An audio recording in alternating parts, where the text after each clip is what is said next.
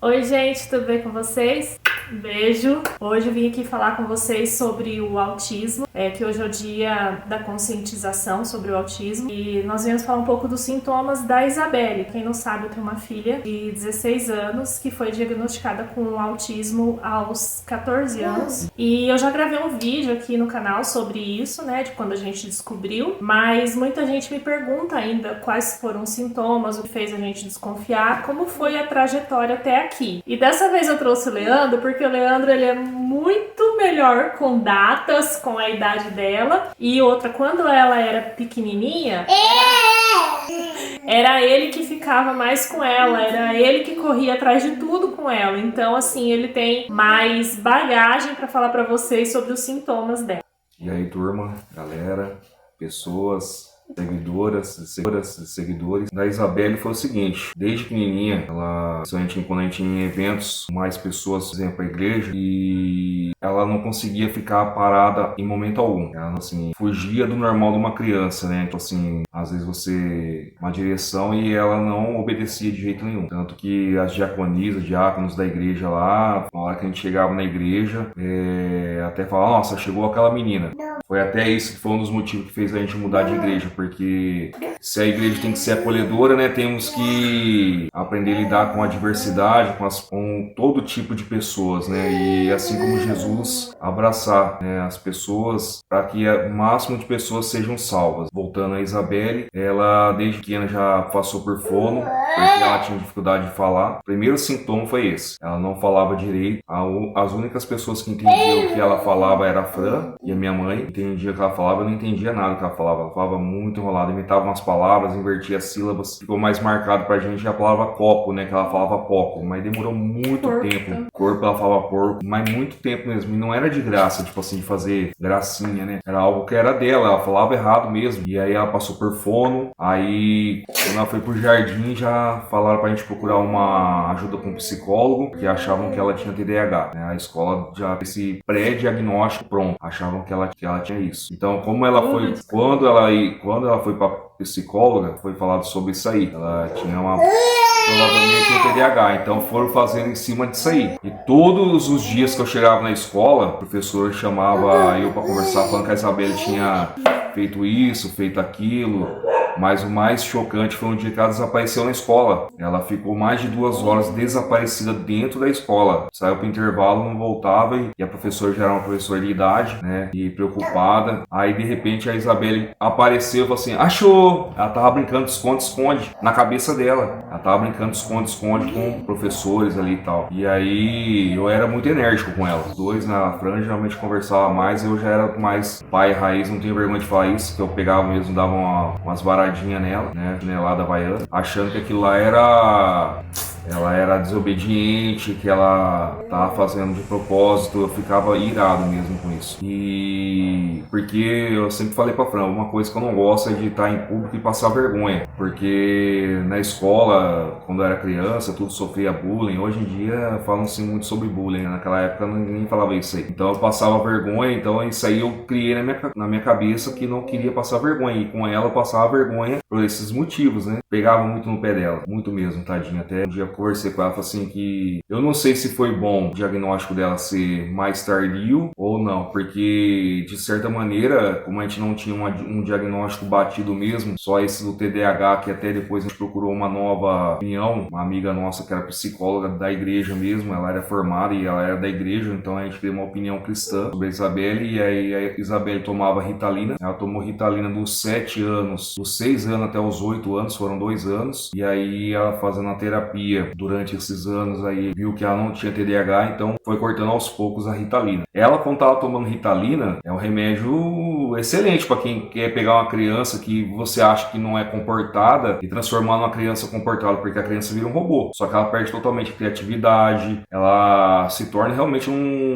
como se fosse um robô. Você fala assim: senta, levanta, fica quieto, entendeu? Tipo assim, por isso que explodiu muito esse negócio de dar Ritalina para as crianças. Só que a gente não queria que ela perdesse a criatividade dela, porque uma coisa que ela tinha desde pequenininha, ela sempre soube desenhar, desde pequena, desde seus 3, 4 aninhos, ela já desenhava uns desenhos que até os psicólogos ficavam admirados, porque ela não desenhava aquela bolinha, o corpinho, a cabecinha redonda, o corpinho, os bracinhos fininhos. Ela desenhava um personagem, uma pessoa de lado, de perfil, escrevendo e tinha esses diagnósticos, assim, esses sintomas, na verdade. Até então, que daí a gente levou o João, como ele tem epilepsia, levamos ele numa neuro, lá em Minas. E essa neuro, ao ver a Isabelle, que a Fran levou a Isabelle junto, já falou assim, olha, procura uma neuropsicóloga, um neuropsicólogo, porque a Isabelle, ela tem todas as características para ser autista. E como hoje a internet tem muitos vídeos, TikTok, Instagram, você começa a perceber e via muitas pessoas com autismo. E eu também falava com a Fran e ela falava comigo, nossa, realmente aquela pessoa tem a mesma característica da Isabelle. Quando eu trabalhava no laboratório, eu chegava a vários pedidos de exames com esses sintomas e a desconfiança era autismo. E aí eu fazia o exame e aí eu ficava pensando, nossa, a Isabelle tem esse sintoma e nunca ninguém desconfiou que seja autismo. Aí a gente começou a ver os vídeos, coisas pra pesquisar mais. Né? Aí a gente mudou aqui para Araraquara e aí procuramos uma neuropsicóloga, a doutora Aline, né? Aí fez foram quase 3 meses de exame e teste pelo DSM-5. As pessoas que têm filhos autistas ou dos espectros aí sabem o que é o DSM-5. É um psicólogo que testa, faz todas as variáveis para identificar qual espectro a pessoa esteja, seja TDAH, autismo, RE. E aí ela foi diagnosticada com nível 1. E aí a doutora falou pra gente, falou assim, nossa, mas vocês já passaram a pior parte da vida de vocês, que é o autismo, principalmente na fase de criança, que é a pior parte, né? Porque eles não têm um controle, um discernimento, muitas das vezes, né? É confundido com birra, é confundido com timidez, é confundido com desobediência, Exato. é confundido com frescura, porque a gente não falou assim muito dos sintomas, né? Mas a Isabelle, ela teve também muita dificuldade na alimentação, né? A seletividade alimentar. E a seletividade alimentar, dela, não é, eu não gosto de tomate, eu não como isso, eu não gosto daquilo. Não é questão assim de gostar ou não do alimento. A seletividade dela é a aparência do alimento e a textura. A Isa, ela tinha, né? Agora, graças à terapia, passou isso, mas ela separava os grãos de arroz, os que eram quebradinhos e os que eram inteiros. Feijão. Ela tinha minuciosamente fazia isso, grãos de feijão, e ela só comia os que estavam inteiros. A cebola que colocava no arroz, que ficava pequenininha, ela conseguia separar todas as cebolas, o alho, ela tirava tudo. Conseguia separar tudo minuciosamente e comer só o que era inteiro. Então, assim, a gente nunca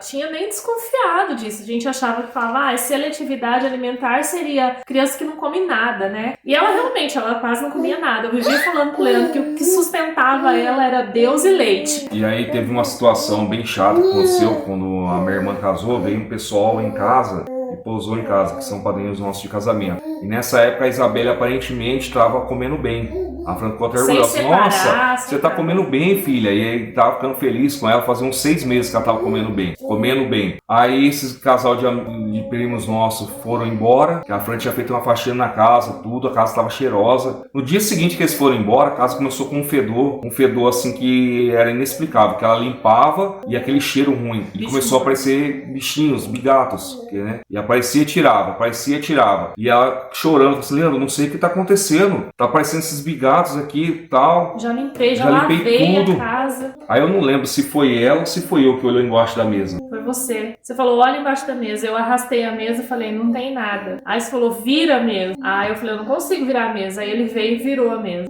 Caiu um monte de alimento podre. Ela escondia assim, embaixo do tampo da mesa, um espaço. Então ela enfiava a comida ali por baixo. A gente tinha comida ali de 4 meses. E eu não sei como que só depois daquele dia que apareceu. Dia a gente viu os bichos. Tinha muito. Porque a nossa mesa agora a gente tá com vidro transparente, né? Porque quebrou, mas era fumê. E a Isabelle, o que ela fazia também? Um dos sintomas também. Ela ia comer, ela demorava demais. Era 2 horas pra comer. Então a gente ficava lá meia hora, que é o normal. Ficava acompanhando ela comendo. Depois você acaba acaba meio que se irritando, né? Porque ninguém consegue ficar 2 horas na mesa comendo. Aí eu ia lavar a Aí louça. fazer outras atividades, ela ficava comendo lá. Nesse tempo que ela ficava a mais, ela não estava comendo. Ela ia devagarzinho, ela escondia esses alimentos. Então isso aí foi um caso, né? E só que assim, eu até falava pra Fran, assim, nossa, a letra dela era horrível, não dava pra entender nada. Só que de tanto eu pegar no pé dela, porque eu sou, vamos falar, bitolado com as coisas assim, tem hora que eu quero ser perfeccionista. Eu ficava pegando no pé dela, a Fran falava que eu era muito enérgico, mas eu pegava mesmo no pé dela. Porque essa área de educação eu sempre gostei. Então eu queria que ela desse exemplo, né? Aí, tipo assim, não foi do nada. De um dia, numa semana pra outra, não lembro que idade, que se foi com 10 ou 11 anos, foi nessa faixa etária mais ou menos, a letra dela ficou linda. Ela começou a fazer letra, ficou muito linda. O caderno dela ficou algo que maravilhoso. Você olha assim, um capricho, sabe? Uma coisa assim que espantosa. E foi dela, que partiu dela, porque a gente pegava no pé dela, só que eu achava que nunca ia mudar. E aí ela começou a fazer aquilo lá. E aí a gente começou a elogiar e ela fazia mais ainda. Quando você elogia ela de algo, ela quer fazer mais. Ela repete. Eu acho que isso aí também é um sintoma, né? Ela foca naquilo. Ela foca naquilo lá pra melhorar. Os desenhos dela hoje em dia, meu Deus do céu, é lindo. E aí peguei no pé dela quando ela estava terminando o ensino do fundamental, peguei no pé dela assim, você vai estudar para você fazer uma escola técnica, porque você vai ter uma profissão. Aí a gente tem que pensar com um autista, uma pessoa que tem síndrome de Down, uma pessoa que tem qualquer espectro. É uma pessoa que tem capacidade, não tem que limitar a pessoa. E é isso que eu falei para a Isabelle. Isabelle, eu acho que a criação que eu dei para você, eu e sua mãe, foi bom a gente não saber que você era autista até em certo ponto, porque a gente pegamos no seu pé e incentivamos você a crescer. Não ficamos com dó, Não ficamos com dó. Tem que parar com esse negócio de dó também, gente. Não tem que ficar, ele é autista. Não. Temos que tratar, sim. Fazer terapia, sim. Temos que cuidar, sim. Mas não tem que ser o coitadinho. Foi quando a neuropsicóloga nos deu o diagnóstico, foi o principal ponto que ela falou pra gente. Ela falou assim, olha, ela é autista nível 1, mas eu quero que vocês saibam que ela é totalmente capaz de fazer qualquer coisa que ela quiser. Então, assim, se você desconfia ou se você já sabe que seu filho é seu neto, não limita. Fala assim, é nível 2 porque, ele não sabe falar. Não, ele ainda não sabe falar. Ele ainda incentiva. Vai incentivando, porque são capazes de qualquer coisa. Não pode limitar. Me perguntaram uma vez, porque eu posto bastante no Instagram a nossa rotina de manhã, ela indo pra escola de ônibus, me perguntaram se eu não fico com medo, se eu não fico apreensiva dela ir de ônibus sozinha pra escola. Lógico que a gente fica. No começo eu ficava assim, né? Mas eu acho que isso com qualquer mãe, qualquer pai, as primeiras vezes que o filho vai sair sozinho, né? De ônibus, é claro que a gente fica apreensivo. Mas em nenhum momento eu falei, não vai, deixa que eu levo, não vou deixar. Eu só reclamava pro Leandro, eu e ele, eu ficava, meu coração tá doendo, minha filha sozinha pegando 2 ônibus, gente. E ela vai, pega os 2 ônibus, ela fala que conhece mais a cidade do que a gente. Ela é extremamente focada no que ela quer pro futuro dela. Ela já tem, assim, todo um projeto de vida já na cabeça dela preparado e tá correndo atrás disso. Tá aprendendo inglês sozinha, ouvindo música, vendo podcast, essas coisas. Ela tá muito bem. Eu faço inglês, eu dei uma parada agora, mas a vida inteira, nunca fui fluente. Consigo desenrolar alguma conversa, né? Mas ela tá ficando muito boa. Às vezes eu levava ela pra escola o ano passado, nós íamos da nossa casa até a ETEC conversando em inglês. Era até engraçado, né?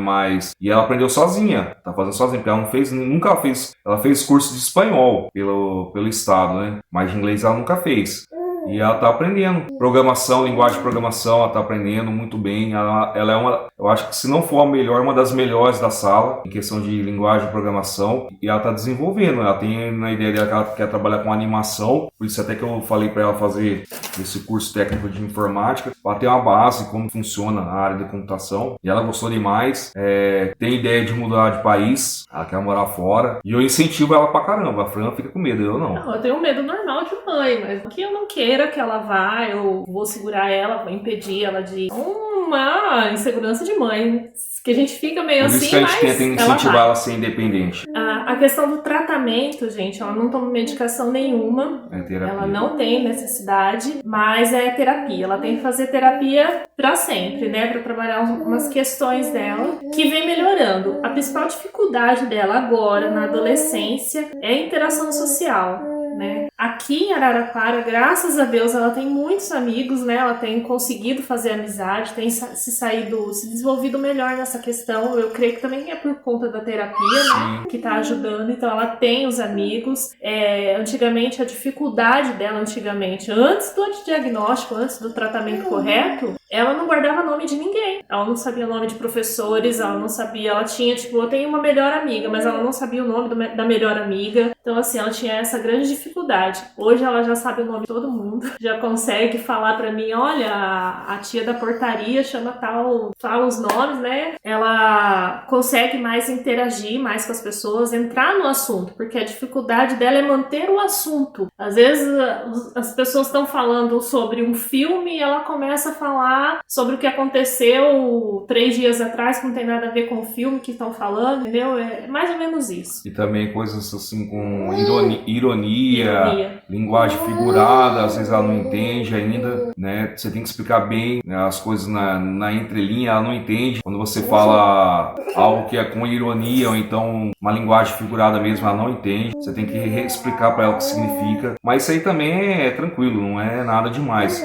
Ela é nível 1. Então, nós estamos aqui expondo a dificuldade e a vivência com um autista nível 1. E dela, né? Porque dela. Tem nível Cada 1, autista é um tipo, são 3 níveis, né? São 3 níveis. E dentro dos níveis, cada um tem sua particularidade. Então não dá para você rotular todo autista como a Isabelle. Então, mas o que nós damos de dica que de certa maneira funcionou com a gente, nunca limitar, incentivar a fazer as coisas. A Isabelle fez natação desde pequenininha, ela fez dos 4 anos até os 6, mais ou menos. Não, ela fez mais porque o João era pequenininho, eu ia ainda com ela, então até uns 7, 8 anos. Então, uns 8 anos. Ela fez bastante tempo. Nos primeiros, eu que levava ela. Ela gritava de medo e eu pegava...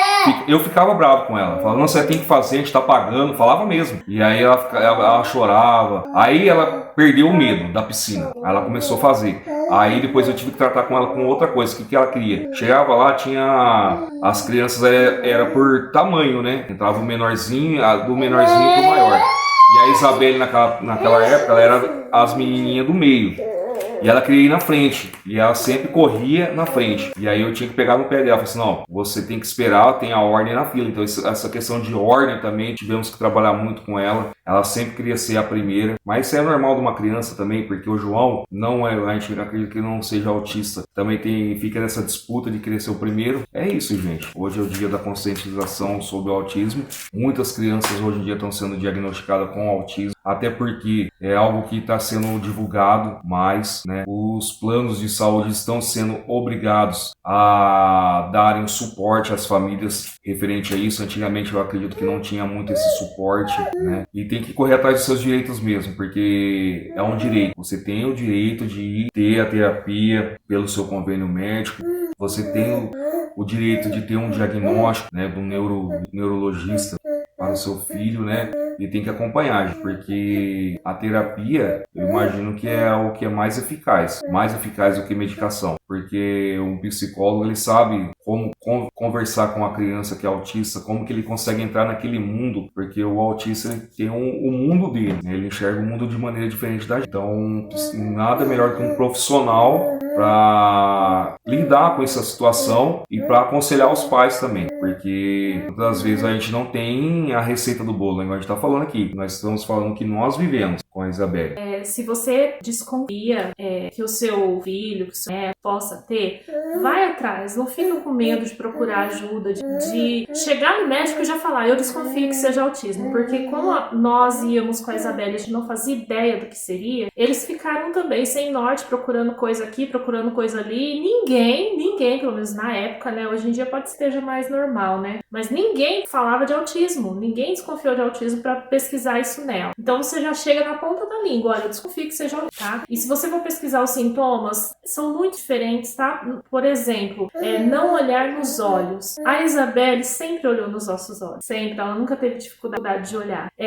Não gostar de toque físico. A Isabelle sempre foi uma criança muito grudada que ama toque físico. Então, assim, são vários sintomas e se você acha, você você sente, se você acha que o filho tem alguma coisa ali nele, você vai e fala, tá? Pede pro médico fazer a DSM-5 e pra ir atrás. E outra coisa, me falaram também assim, ai, Fran, descobri que minha filha tem autismo essa semana, fiquei sem chão. Gente, não tem motivo pra ficar sem chão, tá? Eu sei que assim a gente fica, nossa, e agora? Mas não, é uma criança como outra qualquer, tá? É sua filha, é seu filho, merece amor, carinho, atenção, como qualquer outra criança, sabe? Merece apoio, incentivo, como o Leandro disse várias vezes, como qualquer outra criança. Não tem motivo pra ficar sem chão, tá bom? E Deus é contigo. Se Deus permitiu que essa criança nascesse em você, é porque Ele vai te capacitar e vai te dar sabedoria pra você levar essa criança ao nível que Deus quer, tá bom? É isso. É isso aí. Tchau. Tchau. Beijo.